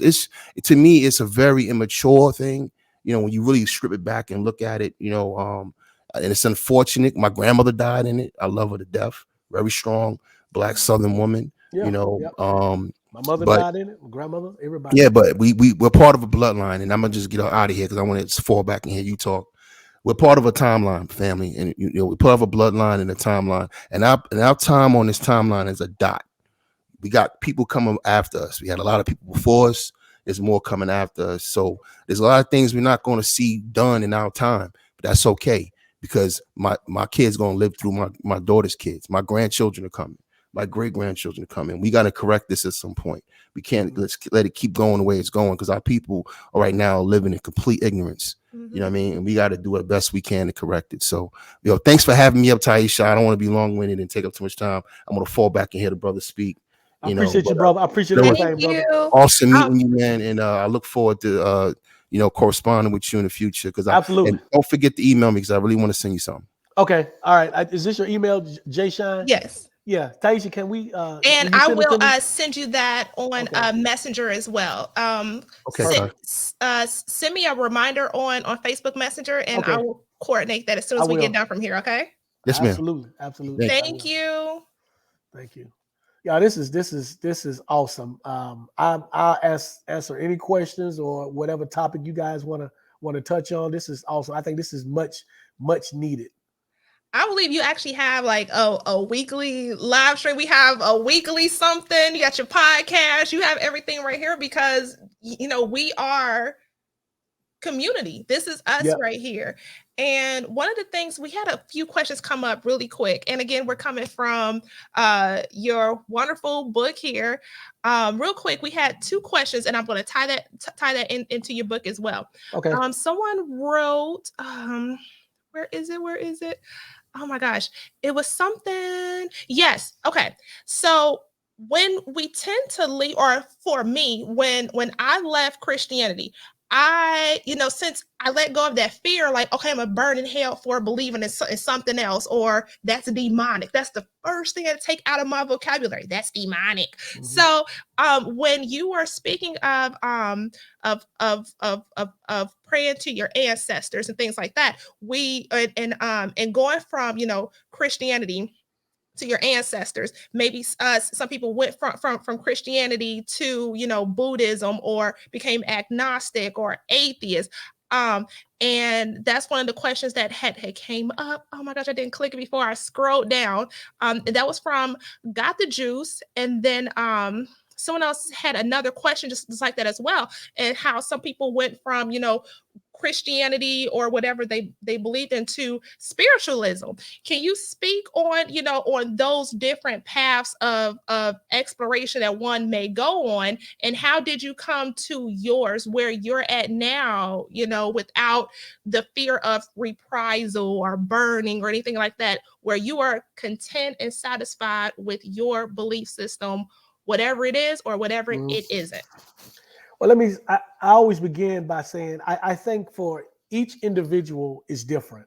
Mm-hmm. And I like to say, whatever works for you works for you. Like I said, I told my wife and I was in church, and, we left church and then tried to go back. But once you take the toothpaste out of the tube, you can't put it back in. But we tried to go back because something was going on with us, personal, and it was a struggle. And, mm-hmm. My mother-in-law and my sister, they was praying for us, and people saying, this is happening to y'all because y'all left the covering of God and da-da-da. So because of that indoctrination is deep, we tried to go back. But we sat there and we just couldn't do it anymore. And then my wife found something that works for her. Right. Buddhism. I'm not a spiritual person. I don't pray to the ancestors. What I do is that I recognize our ancestors and what they sacrificed. Mm-hmm. And I don't let anybody talk negative about our ancestors. But I'm not a spiritual person from that standpoint. What I try to understand is the history of religion, how it affects us as a people, and how we're so wrapped and tied up into it. So the first thing I did, Tyson, this is important. I think the first thing I did was that I did my research on heaven and hell. See, heaven and hell is the glue that holds most people to Christianity, especially Black people. So when I did my research on heaven and hell and discovered the origins of it, and that it wasn't real, at least the biblical description of it wasn't real, that freed me up to do all the other things I wanted to do and go into the direction that I wanted to go into. So now my focus is on understanding religion as a whole, where it all came from, because I know where Christianity evolved from and how it evolved, and other religions and how they play a part in all of this. Also, and so I wanted to understand how it affects us.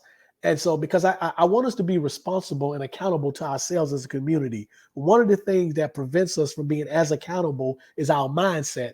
And our mindset is largely shaped by church and religion. So that's why this is so important to me. It's not just because it's something that I want to do, or I got church hurt, all this other crap that people say. It's because I really care about our people, and I understand the things that affect our people and affect how we act and how we act with one another. And church is one of those things. A brother had mentioned earlier, and I saw the writer, he had mentioned about Brother Ike. Yeah, Brother Ike. I I was listening to Reverend Ike. I'm sorry, not brother, Reverend Ike. And for those of you who are maybe younger, Reverend Ike was like the first pastor that talked about materialism and Prosperity. prosperity. He was like Yep. the originator. Yep. Rolls However, Royce. you have to really listen to Reverend Ike. If you get past the all of that stuff, Reverend Ike was really telling people that God is in you and that you're responsible for your life, and there is no heaven or no hell. I'm telling you, you have to kind of ignore all the rings and the jewelry and the clothes, all that. Ignore that stuff. He was the first person that was saying that there is no God in the sky. Mm-hmm. That is you. It's all you, and you're responsible for your own actions. But people miss that because he kept talking about the prosperity part. So Right. that's something that we have to look at. So yeah. So your question was, oh yeah. So yeah, spirituality. I mean, being spiritual. That's up to you. I don't. But here's why I draw the line. I don't like seeing Christianity and Christians talk about spirituality. I don't like seeing them talking about voodoo. It's not voodoo, people. It's voodoo. Mm-hmm. And they don't have no clue about what it is, how it was started, where it was started, and why, and what it really means. Um, also, when they criticize stuff like yoga and meditation and crystals because it's not biblical, somehow it must be demonic or bad. We don't understand all this stuff, and we just believe in what someone is telling us about a religion. They tell you that for a purpose. They want to keep you where you are so that you don't explore all these other things. If you think these other things work for you, then fine, try it out or whatever. But I don't like to see that, because if you look at Christianity, and I said this one time on social media, people just went off. I say Christianity has more. First of all, its origins is pagan. But if you look at the things that Christians do, if you were not a Christian or had never been influenced by religion, and you saw people who were, I said, communion is an example. Communion is symbolic cannibalism. You are eating of the flesh and drinking of the blood of a crucified deity, not a crucified, but a sacrificed human being. Go back and do your research on why Christianity did a human sacrifice of Jesus. It has nothing to do with God forgiving you for your sins. It goes all the way back to when they originally started doing animal sacrifices, and that they felt like that didn't last. So they started sacrificing human beings. That didn't last. So they said, what's better than a human being? The ultimate human being. That's where that came from. And we don't understand that. So you do a symbolic cannibalism of eating the flesh and drinking the blood. And then every first Sunday you dress in your white, all white, and y'all go and do this and you parade up and down. That is if I'm in another religion and I'm looking at you doing this, it's crazy. And then you wear a cross around your neck of a man who crucified, Of a who was murder scene, of of a a crime murder scene. scene, of a crime scene. Are you kidding me? But we don't. People But get it tattooed on their get a arm. tattoo on their Yes. praying hands and the cross and all of that. So you have to really understand your religion and your faith. But we don't want to, because we're comfortable in believing the surface stuff. Yeah, if I believe in Jesus Christ as my Savior and the Trinity and God, I'm going to heaven. That's where it stops. But you don't know where this came from. Understand the history. I was arguing with a brother the other day. We was talking about. I was telling him that most of the stuff in the Bible is stolen from other much older religions. So this brother started Other talking about ascension masters, all exactly. that. Yep. I said, all this stuff is stolen. I said, brother, I said, the great flood, the Exodus story, the Jesus, the virgin birth, all this stuff is stolen from other Absolutely. much older religions. And so, yeah, so we have to really understand it. And I just want us as African Americans, well, anybody that's listening to this that's tied into Christianity, just do your research, do your study, become a critical thinker, analyze the things that you read and that you see and that you hear, and just don't take it at face value and do your research, because we don't have an excuse now. The internet is here, the information is out there. It's out there. So somebody said, Karen said, if Jesus was shot, we would have been wearing guns around. Absolutely, brother. Yes. Absolutely. If his head was cut off, we'd be wearing a knife around our neck or whatever it is. You're right. And He'll we be don't. wearing a jab if he got, the climax of 19. Yep. And it's you know what? Even when I was a Christian, deeply into it, I have never ever worn a cross in my life. Somebody gave me a cross, and I think I put it on, and it just didn't feel right. I've never worn a cross. I've worn an ankh, but I've never worn a cross, because ankh is the totally opposite of what the cross. Ankh means life. The Yeah. cross is death. So I've worn an ankh before, but I've never worn a cross. In the military, they used to give out rosaries all the time. Yeah. So the rosaries and a little orange, or the camouflage Bibles. And oh my gosh, that's just beyond itself. One question about your book. Okay. I want to, without giving your book away, it's a great read. You're gonna refer to it over and over, and that's one thing that happened when I left religion.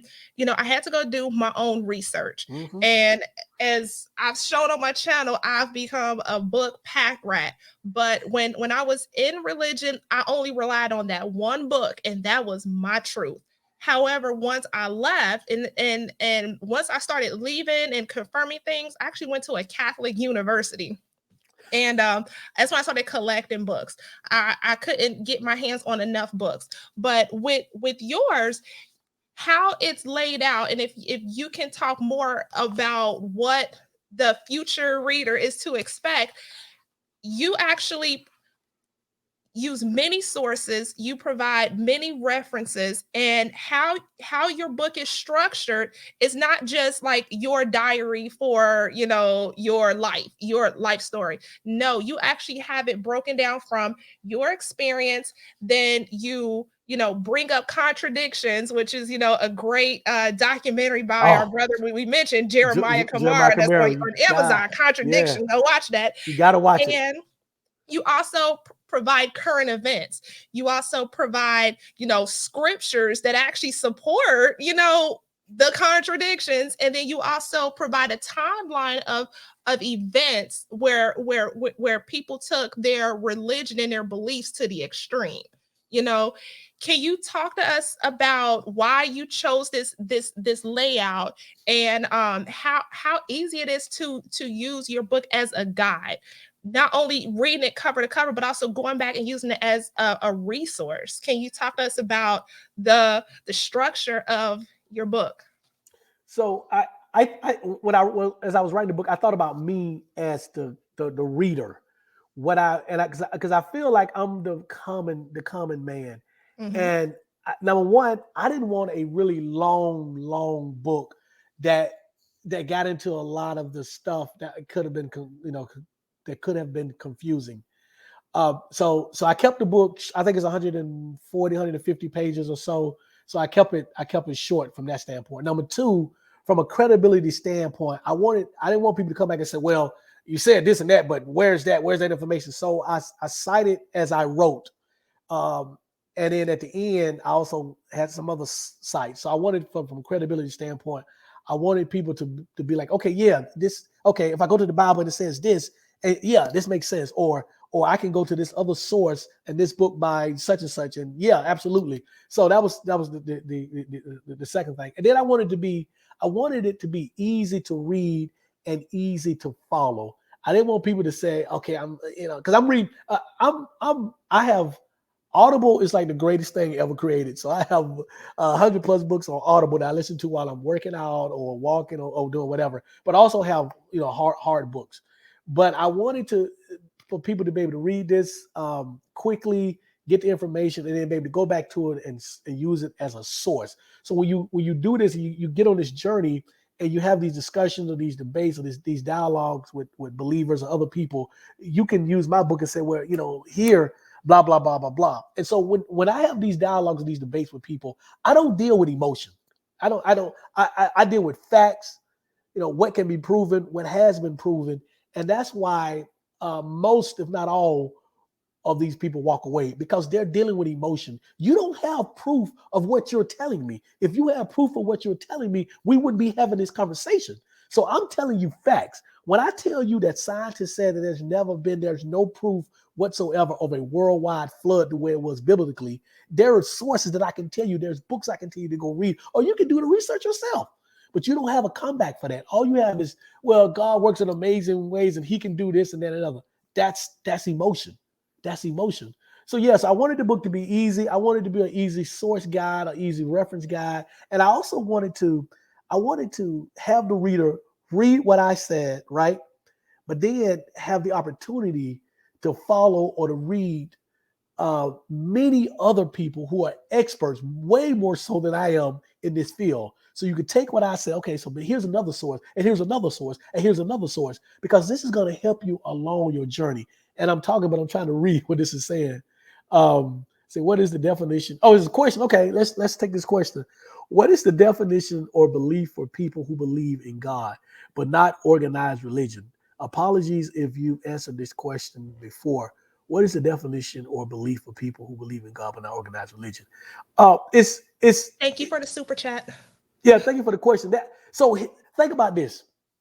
Years ago, it was all right to say a religion. I mean, it was all right to say unreligious. Like everybody, nobody had a problem with that.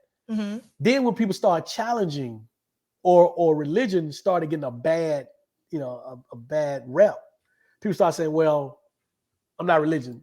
I'm a Christian." Mm-hmm. And then Christianity started getting a bad rep, especially with the evangelicals. So now nobody wants to be a Christian anymore. But now what they are is, I have a relationship with God. And I have a personal relationship with God. It's all the same. If you believe, and we did talk about this earlier, if you believe in a God, if you believe in a deity, then you're part of a religion. The very definition of religion is the belief in a deity or a God or a supernatural power. So to me, it's really you might not be part of an organization, you might not be part of a religious organization. I'm not a Christian anymore, or I'm not Catholic, or I'm not Islam, or whatever, but I still believe in God. And if you believe that deity or that God to be your personal savior, then you are definitely I mean you have what's called you have atheists, you have a theist, and you have deists. And I think, and I hopefully I'm not confusing the two, but I think with deists, deism are people who just believe, okay, that God created everything and he just stopped and everything else is left up to you. Theists, of course, are people who are deeply devout and God is my personal savior. So to me, a person who believes in God, has a personal relationship with God, it's the same thing. They just not part of an organized religion, but they still believe in this deity. And that's, if that works for you, that's fine. My neighbor one day asked me, he said, "Why do you do this?" I said, "Because religion affects all of us. If religion, and let's not use the word religion, belief in this Abrahamic God affects all of us. If it was strictly personal, I wouldn't be doing this. But if it causes you to ostracize your family member because he or she gay or lesbian, if it causes you to look down on somebody because they don't believe the same way you believe, if it causes you not to associate with your family member because they are a different religion, and I talk about that early on in the book. My mother was Baptist and my aunt was Jehovah's Witness, and they had a huge falling out that went on for years and years and years, even until she died. If this faith, Christianity, or your belief in God, or this country's belief in God causes us, to create laws that we have to follow. You can't buy liquor on Sundays. I mean, that's kind of small, but there are larger things. If it causes you to want to blow up an abortion clinic because you're anti-abortion because the Bible says so, all these things, and there's a lot more. If it causes you to treat your wife or your girlfriend less than because she's supposed to somehow submit to you according to the Bible, and all of that, but it causes you to mistreat her or be misogynistic toward her, then all of that is a problem. That's why I do this. So it affects all of us, whether we know it or not. It affects us, it calls my mother and I was extremely close, but it caused her to say these bad things about me. Her firstborn, the person who's, Mm. I mean, she loved me. I mean, everybody was like, "You're your mother's favorite." There's no question about it. But this one thing, the fact that I walked away from what she believed, caused her to say so many bad things about me and my wife and my business. Mm. You know, this Wow. this is the harm of what we're when we talk about religion or belief in this deity does. And that just and you don't even if that even if that is not enough for you, go back and study the history of Christianity and how it really came to be the most popular religion. Go back all through the history, the Crusades and the Salem witch hunts and all of that stuff. So Christianity is where it is now because of force, because of war, because of death, because of all of that. Wow, that was deep. And thank you so much. I have to give a shout out to the hardest working moderator, that I know, Brother Black Voltron Reloaded. Thank you so much. Be on the lookout. I sent you some mail as well. So thank you. I greatly appreciate everything that you are doing. Shout out to Kareem and our sister, some chick named Star. I love y'all so much. Um, one thing that you brought up, and I just want to say this is just such a great conversation. So I hate to see it come to a close. I'm just happy that we're on the same time zone. But as you see, there is a demand, there is a want, there is a need for a dialogue like this. So And we I'm can do this just as often as you want to do this. absolutely, we're going to definitely talk We can about this. schedule it, yeah. And because we can go back through here and just find so many subtopics, and then we're also providing a space for those who can't talk about this. Like I said, I was detached from everybody, so the internets, the groups, those were my family. I was able to connect, say what I wanted to say, because I couldn't say it in real life, but I could connect with my crew, my family, on social media. So this is a great, great, great space. Thank you, Jay Shine, for the super chat as well. I really appreciate you. One thing that you brought up, and this can be another video or a continuation of this. You mentioned your wife. And one of the most important things that you share with us in the book is religion and relationships. So, towards the end, you shared a very personal story about your wife. I just want y'all to read and be surprised, and go from there. But can you talk about really quick, like how leaving religion and not being equally yoked, what was so commonly told to us in the church, when you're finding you're courting, looking for a mate and stuff like that, how did this strengthen your relationship by detaching from religion? Yeah, I think for us it it made us accountable, more Mm-hmm. accountable for each other, for the things that happen in our life, our business, whatever. We're not going to accept from one another if there's infidelity Yes. in our marriage. We're not going to accept the devil made me do it. Mm-hmm. It's you did it on your own. You did it on your own. But I think it made us more accountable. It made us uh, more accepting of each other. But you know what? The biggest thing, when if I had to come up with one word, it it freed us. It Good. freed us. It allowed us to have friends who were extremely, something that we may have shied away from when we were part of the church, because maybe this friend is poly, or maybe this friend is gay, or maybe this couple, maybe they're agnostic, or maybe they're Hindu, or whatever. Before, with our teachings or what we were taught in the church, we would have been like, maybe I should stay away from them because they're going to influence me the wrong way. So we, again, our friends they run the spectrum. And so to me, that's been the best thing. It's the freedom. And, like, for example, if I'm still in the church, I'm not associated with you, Taisha, because when I first saw you, it was you rambling about leaving religion. I would have been like, no, no, I'm not She gonna filled follow her. with Oh the yeah, spirit of see, Satan. yeah. Get thee So behind me, Satan. yeah, so it's that freedom that allows you to see people who they are and not based on their belief system.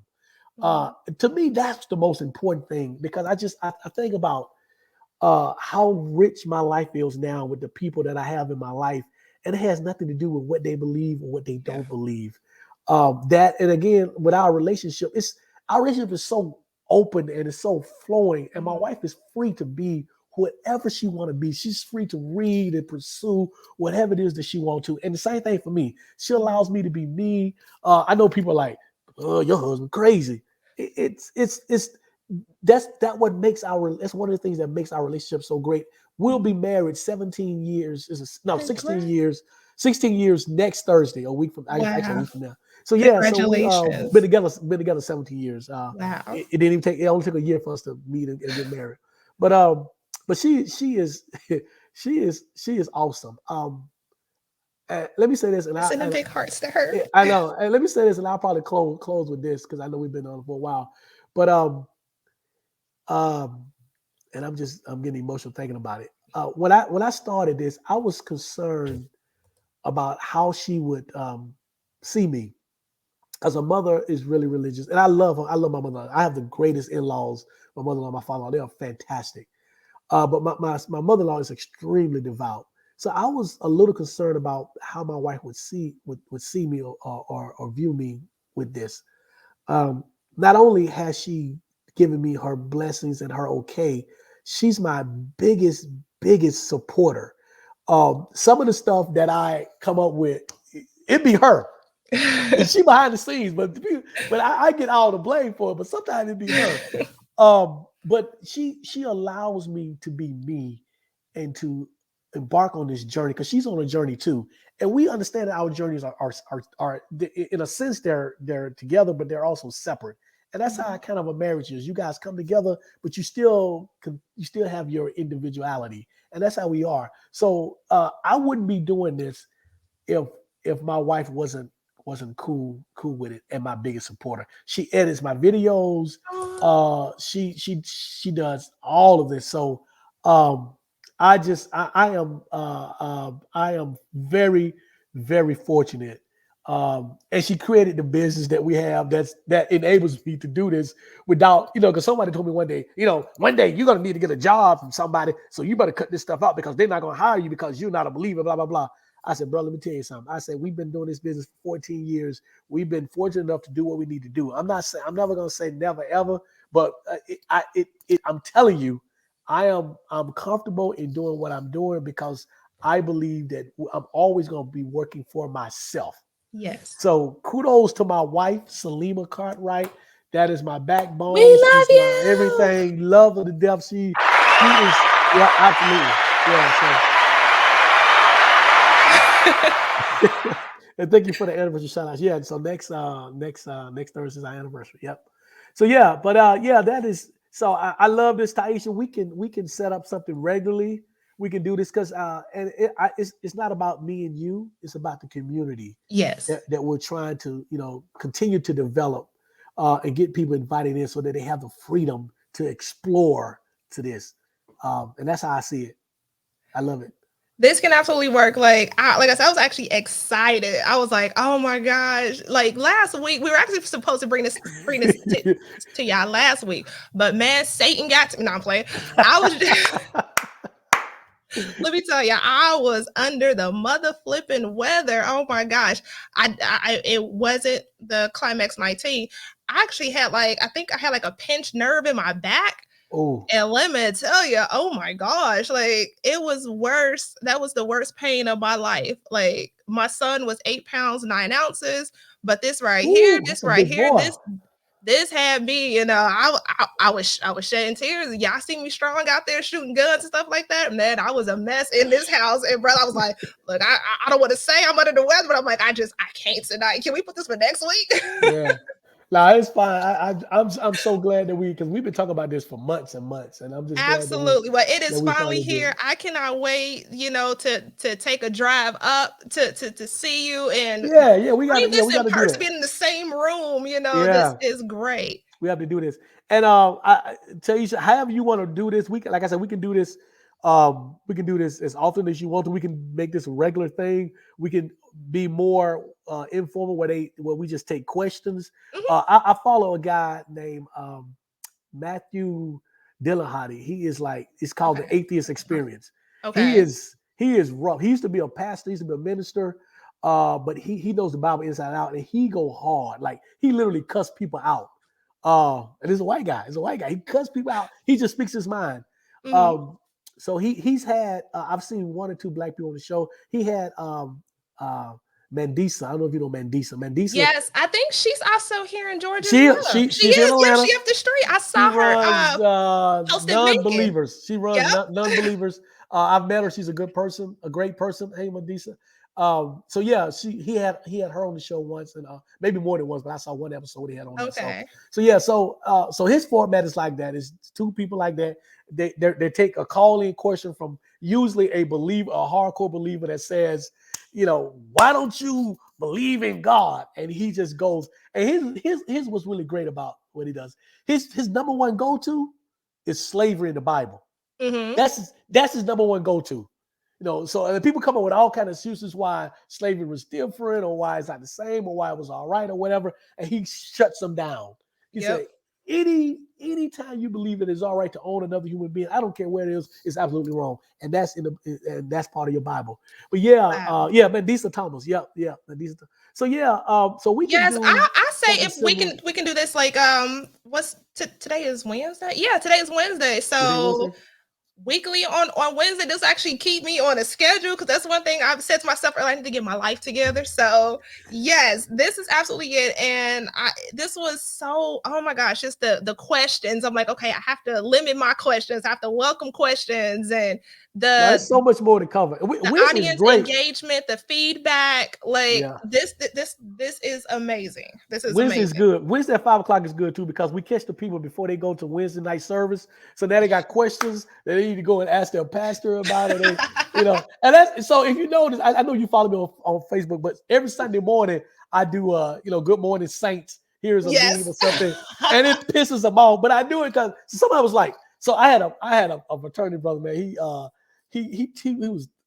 DM'd me like earlier, like months ago. He was like, maybe the stuff you say is all right, but your delivery is wrong. And why do you do it on a Sunday? That's God's day. Blah, blah, blah. And I was like, bro, I want to give them something that they can take to church to ask a question about and get answers, because this is about Yeah. growth for all of us. If there's a meme that I post or comments that I post and you got questions about it or it don't make sense, or you Mhm. I never thought about it, it's perfect. Take it to church. You go to Sunday school, ask your Sunday school teacher, ask your pastor. You're going to see them anyway. You're going to say, hey, listen, pastor, this fool on Facebook said blah, blah, blah, blah, blah. And if your pastor sits there and stares at you with a blank look, then you know something. If he don't Yes. have an answer for you, then you know something. So then maybe you need to come back and listen to some more of the stuff or whatever. But so I do it every Sunday. Occasionally my sister, she'll call me and say, that was wrong. You shouldn't have, that cut too deep. But it's there you go. Atheist Experience, Matt Dillahunty. I'm gonna subscribe. Outstanding. He is I'm gonna outstanding. subscribe. The one that Yeah. I listen to is the Thinking Atheist. I've Yep. been I've listening listened to that to too. Seth Andrews for a Seth couple of Andrews. years now. Yep. And so I would definitely provide more resources, links in the description, because you want to know where to find your community.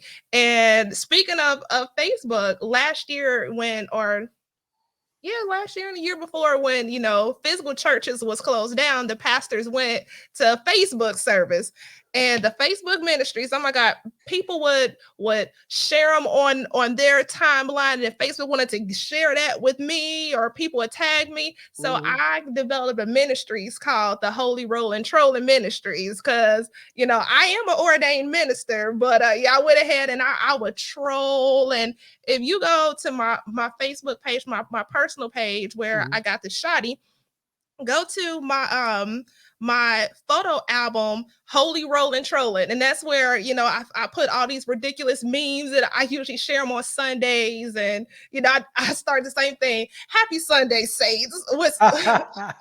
Yeah. With some BS. And that's one thing too, I've been to church a few times, and that's one thing. The Bible Belt, as a majority, it gets, a bad rep for being the Bible Belt. But however, I have to give the Bible Belt, its props, because there are brothers and sisters that I've met, and they did not lead with their religion. They did not lead with their belief system. And, I was a little hesitant. I didn't like come off the top like, look, I don't go to church and I don't do any of that stuff. I was like, I let them get to know me as a person, win them over, and then, after a while, I'm like, as I don't go to church or anything like that. Will that be a problem when you come to my house? It doesn't say, as far as me and my house, we're gonna serve the Lord. I don't have any of that stuff up on the walls or nothing. And this actually came from my sweetheart. I'm in a great relationship, and he stated to me, I thought that was a deal breaker, but he said that some of the greatest people that he know do not go to church or follow the Bible, but yet they are some of the most Absolutely. kindest, generous, loving people, and I'm like, He is oh, he is absolutely right. I what's going on, my man? I think I've seen pictures of y'all together. yes. Y'all, you guys got to come up because ain't nothing down there where you at. So y'all need to come up to Atlanta and we need to do a double date somewhere. We can find a nice spot to go to, hang out. We will see you soon. We'll see Yeah, you soon. we got to do that. So yeah, so you can meet my wife too, and I can meet him. But And yeah, Brother Kia Gravity, you uh, up there too, so oh yeah, you got some people up here. But yeah, yes. so like I said, yeah, so I think if you our top 2 or 3 um, couples that we hang out with are probably either non-believers, don't go to church, or just flat out atheists. And they are some Mhm. of the greatest people that I've ever met, some of the best friends that I've ever had. And we've been friends for a while now. But yeah, so we hang out with anybody. And Yes. they know me, they know, our point. And it's funny because they'll have questions, they'll ask me questions. Mhm. So what, even though they're really devout, they have questions, and then I'll send something, they'll think about it. I'll tell them something, they say, yeah, that makes a whole lot of sense. And then occasionally you'll get that makes a whole lot of sense, but I still Yes. believe. But that's fine, that's fine. But yeah, but this has been great, man. This is, and for all the Yes. people that called in and sent questions, please continue to follow us. We're gonna get this set up, Taisha. We're gonna get this set up, I guess, and do it however often we want to do it. And so y'all call in. We can tackle individual subjects and spend time on Yes. those subjects. But I would like to, this is just me, my input. I would like to take more questions Yes. from Okay. people. And just kind of get more feedback from the people. I can talk forever, but I rather hear you learn from other people. So I would like to hear and learn. And they don't have to be, they don't have to be non-believers or skeptics or whatever. They can be believers. Call in. I mean, I do this all day, every day. I work and I got my phone next to me, and people are challenging me or whatever. But we do it all the time. So yeah, I'll be. And if we all can learn, as long as we're open to learning, then I'm fine with it. So Absolutely. So, to close us out, can you tell us about yourself, where to find you, how to connect with you, and just all things great? okay, so Willie Cartwright, my YouTube channel is I think we had it on there. It's Save to Sane. I think it's the number 2. I can't remember. Save to Sane. You can follow me on YouTube. It's the same thing on TikTok. TikTok has different videos, obviously 3 minutes, but a lot of things I do on TikTok. Facebook is WC O'Neal, and O'Neal is spelled Oneal. So it's WC and then O'Neal. If you want to, and that's just straight comedy. If you want to follow me on that, that's the stuff I post, the memes and the pushback but it will allow you to see the pushback that I get and some of the comments that are made. Some of them are, nobody really goes, insults me like that because they know how I am. I'm not going to take that, but there is some pushback, and it's great. So, and I make sure that I respond to everybody who has a comment as a pushback.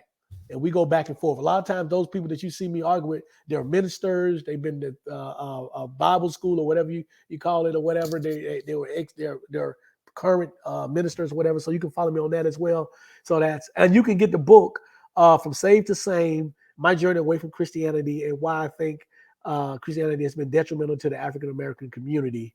You can get it on Facebook. I think here's a picture of it. Taisha's been showing a picture of it too. So there's a picture of it, Willie O. Cartwright. There it is. You can get it on Amazon. I'm sorry, you can get it on Amazon. Absolutely, get it on Amazon. If you want signed copy, you can email me or you can Facebook me, any kind of way you can reach me. Um, and cash out me. I think it's 19.99, and I'll sign it and mail it out to you. There's no charge for me mailing it. Just if you just pay for the book, if you want a signed copy, we can do that. You can reach me. My email is WOCartwright, CARTWRIGHT if you want to sign, or you can just reach me on, you can leave me a message on Facebook or on Instagram. What am I? I think I'm the same thing on Instagram. I forgot. I think it's just Willie. I think it's Willie Cartwright 1906 on Instagram. And I post a lot of memes on Instagram too. So that's it. So that's how to reach me. That's a lot. My wife usually keeps up One with all this stuff for me. I can't remember all of it. Wonderful. And I have the links, also have you tagged if you're watching us on Facebook. So, hey, everybody on Facebook, thank you for Hey, watching. And then on YouTube, I have everything in the description. So, I will continue building that after we disconnect and marketing the video and getting that out there. We will definitely see you again. Like, this is what the audience wants. So, this is what the audience is going to get. I Okay. appreciate it. I am excited. I am ready. I love this. Thank you so much. Y'all, if y'all not following and supporting Taisha, you are out of your mind. Follow her, support her, please. This sister is a gem. We have got to continue to support people like her. Free thinker. Thank you Absolutely. so much. I just want to say Thank that I you. love you guys so much, and I can't wait to see you on the next video, the next upload, the next live on social media, getting my troll on and all types of good stuff. Well, Brother Cartwright, you can hang tight after Okay. we end the broadcast. And everybody, I just want to say thank you so much. Make sure you head over to Save to Sane. Make sure you connect with, those that I link in the description, as well as comments, engage. Let us know what topics, what you want us to bring you. Hit me up in the inbox, contact Brother Willie. Let's go ahead and build this thing out. Okay. I'm so thankful for stuff like this because you see the true Taisha. You don't see me with, my synthetic wig on and, being a woman of the Lord. Okay. You get the real me, all right? There you go. And we are encouraging others. And like you said earlier, there's those who, condemn us, is those who say thank you, but it's those who are quiet, but they follow silently. And those are the ones that we're here for, those who are here for us. But I just want to say I Mhm. appreciate you and your support and allowing us to have this platform to engage and build like this. So I will see y'all on the next video.